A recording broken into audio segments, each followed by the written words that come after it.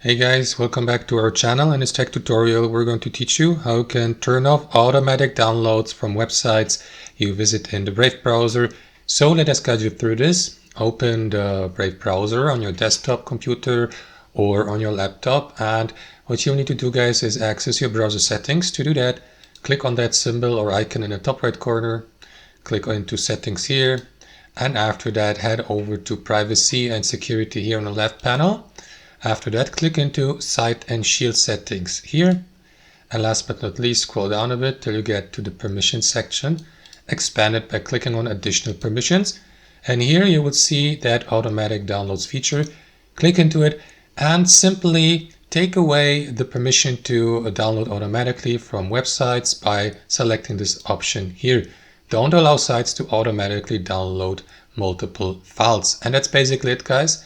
That's how you do it. If you like, you can of course switch back to this option.